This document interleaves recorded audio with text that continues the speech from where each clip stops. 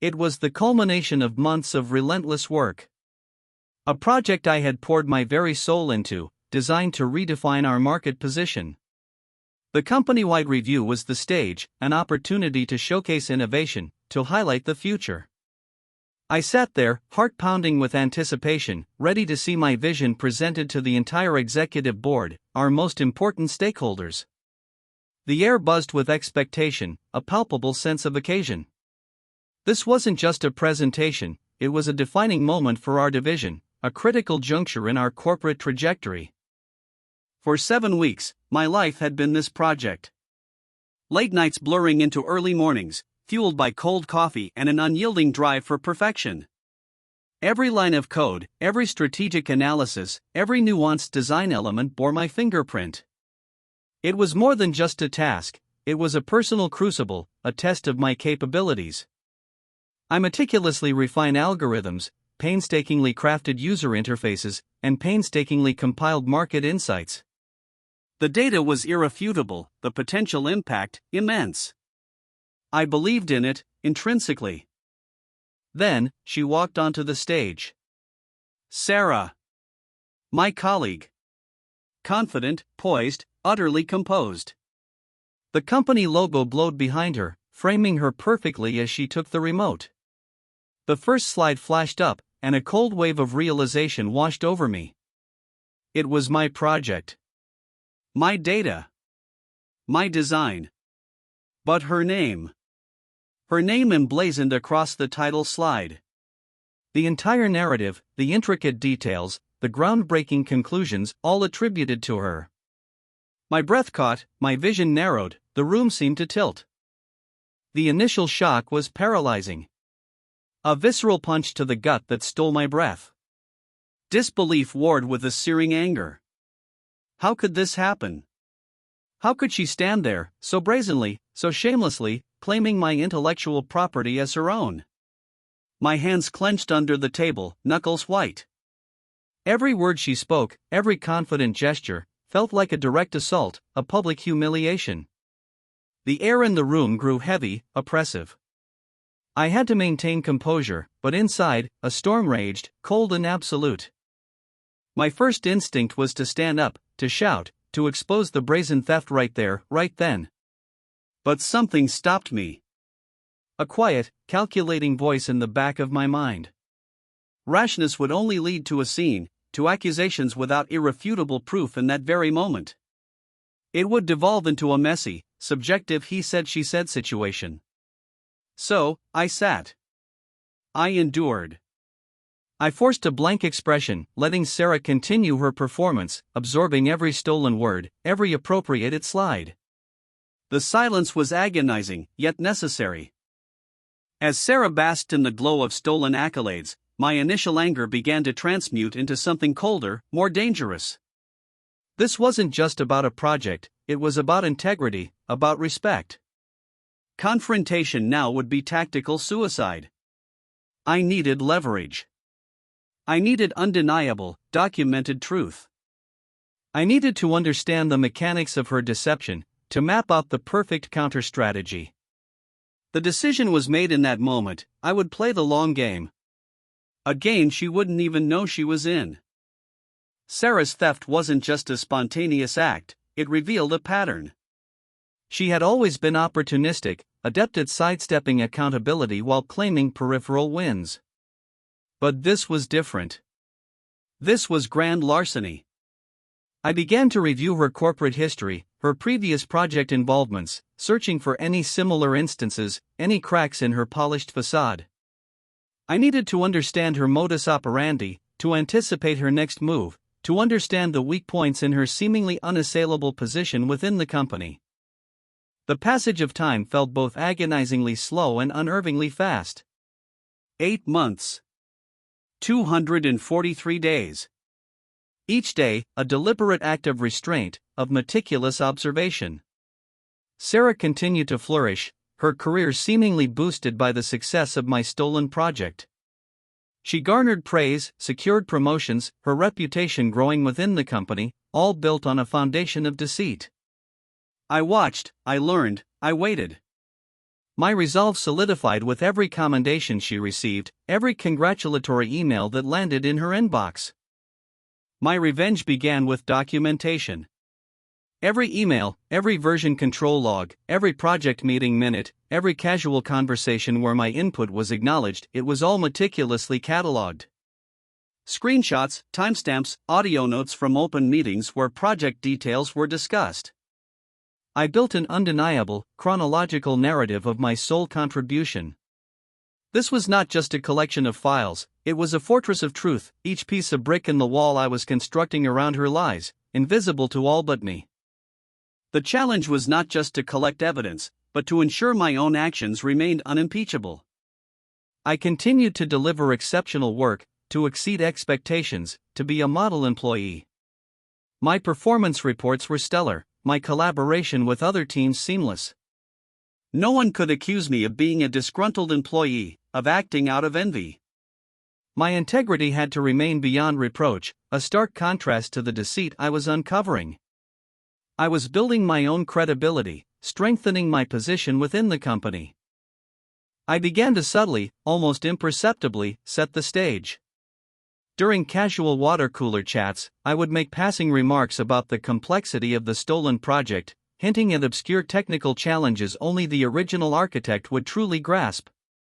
In team meetings, I'd ask pointed, yet seemingly innocuous, questions about its future development, knowing Sarah would be forced to parrot surface-level details.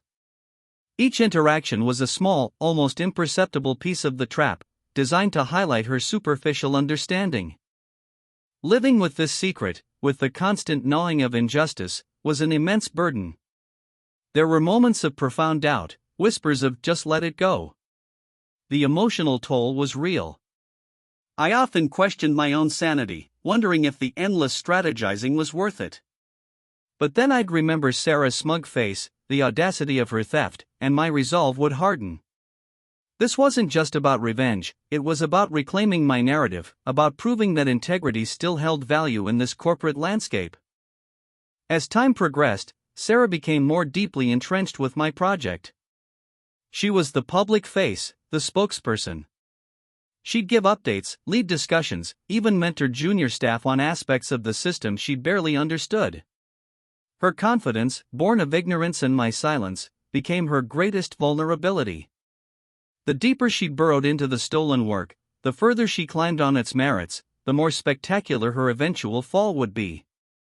This was not merely schadenfreude, it was calculated strategic positioning. Our manager, David, was a good man, but trusting to a fault. He had seen Sarah's early engagement with the project, her seemingly earnest contributions, and simply assumed she was the primary driver.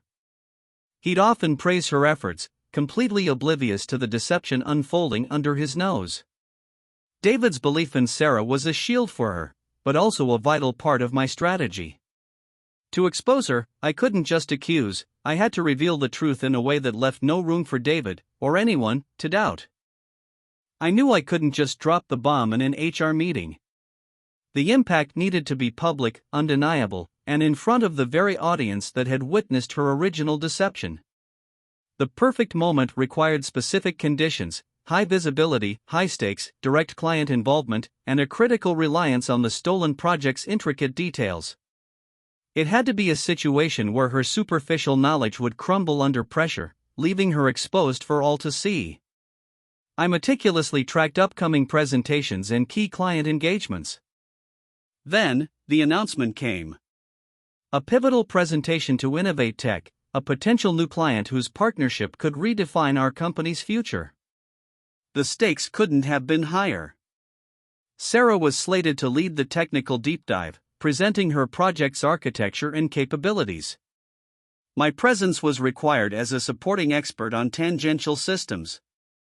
It was a golden opportunity, a stage set for maximum impact. The universe, it seemed, was conspiring to provide the perfect arena for my long-awaited move. With the date set, my preparations intensified.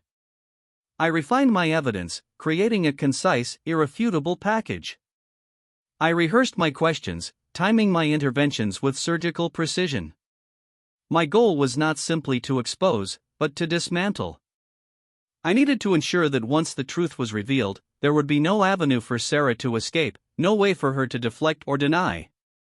Every piece of the puzzle had to fit perfectly, every detail aligned for maximum devastating effect. The 8 months of waiting would culminate here. The morning of the Innovate Tech presentation arrived shrouded in a tense calm. The meeting room, larger than our usual, felt charged. The Innovate Tech team, sharp and discerning, occupied the front row. Our executives, including David, sat opposite. Sarah, dressed impeccably, exuded an almost arrogant confidence. She caught my eye, a brief, dismissive glance. Little did she know, this wasn't just another presentation.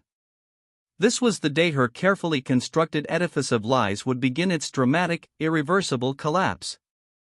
Sarah began, smoothly transitioning through the initial slides of the presentation.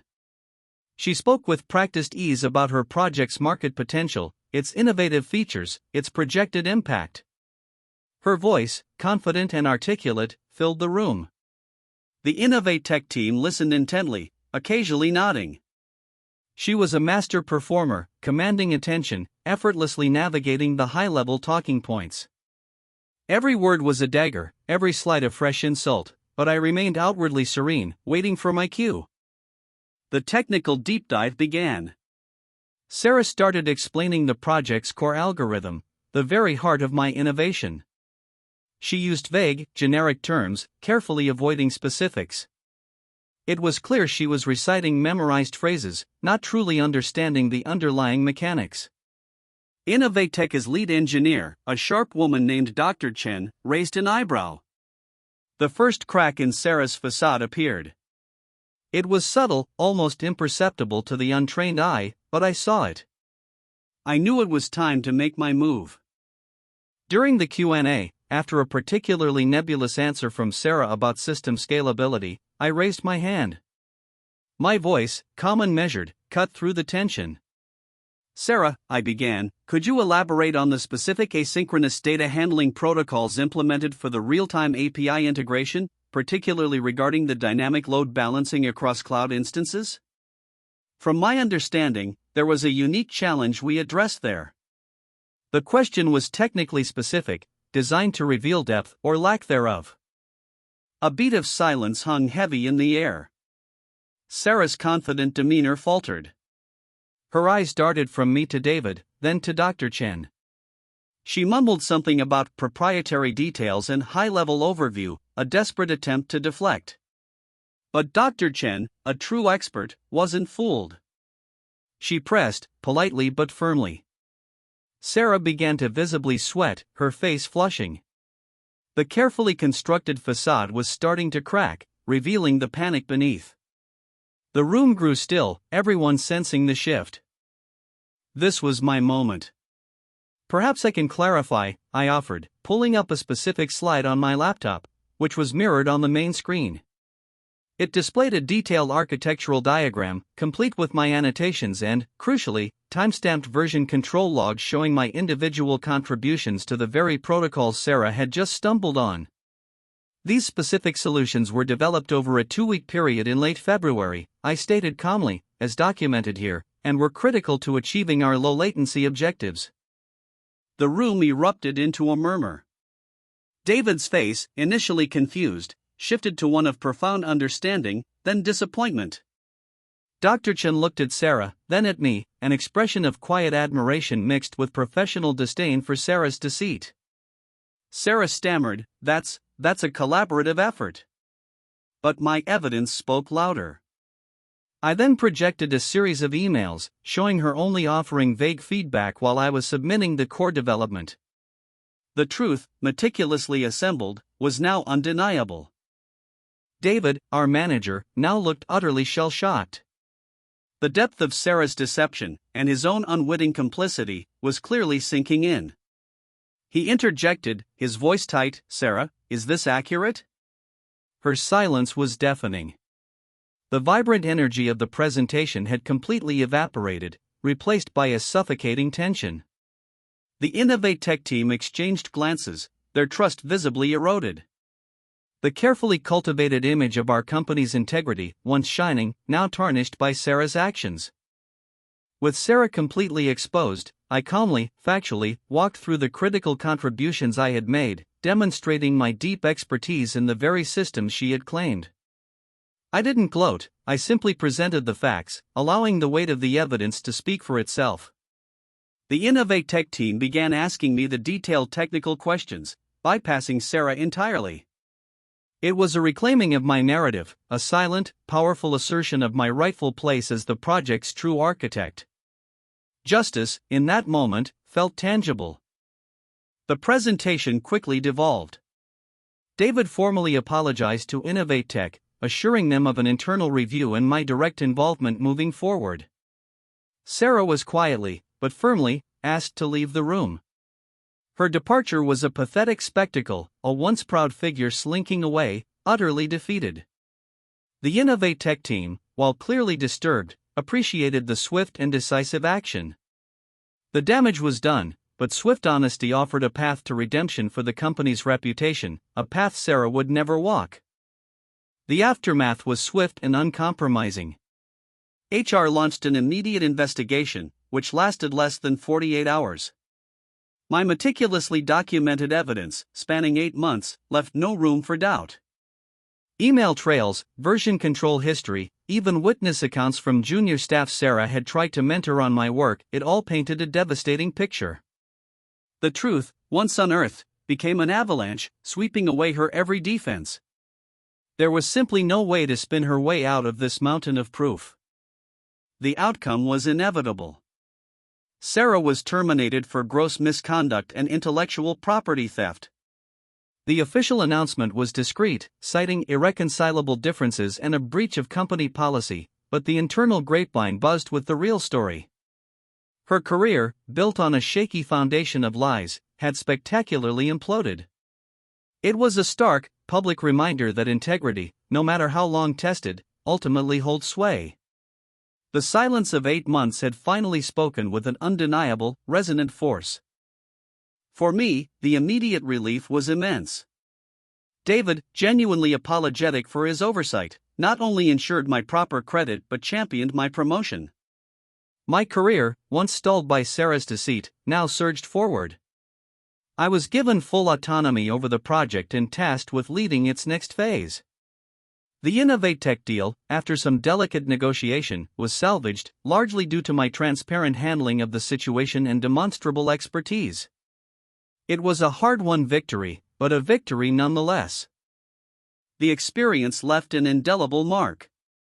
It taught me the profound power of patience, the quiet strength and strategic restraint. It underscored the importance of diligent documentation, the irrefutable truth held within digital breadcrumbs. And most importantly, it reaffirmed my belief that true merit, eventually, cannot be suppressed. The path to justice was long, fraught with internal battles, but the satisfaction of seeing truth prevail was a profound vindication. It was a lesson, sharp and unforgettable, in corporate karma. Sarah's career was destroyed, not by my actions, but by her own. Her initial theft set in motion an inevitable chain of events. Had she confessed, apologized, or even shared credit, the outcome might have been different. But her unwavering commitment to the lie sealed her fate. Her reputation within the industry, once promising, was now irrevocably tainted. A cautionary tale, perhaps, for anyone who believes that deceit can be a sustainable foundation for success. The corporate world has a long memory. For those who find themselves in similar situations, my story offers a blueprint. Don't react in anger. Don't be rash. Document everything. Every email, every meeting, every casual conversation. Build your case brick by brick.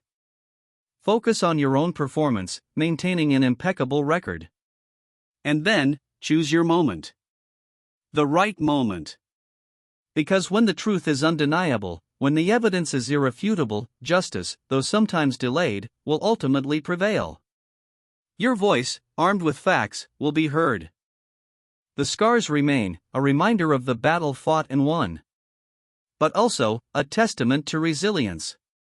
In the complex world of corporate ambition, where lines can blur and ethics sometimes falter, the power of truth, patiently guarded and strategically unleashed, remains the ultimate weapon.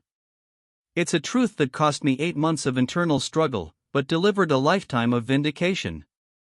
And sometimes, in a world that often rewards the loudest, the quietest, most deliberate acts of defiance resonate the deepest.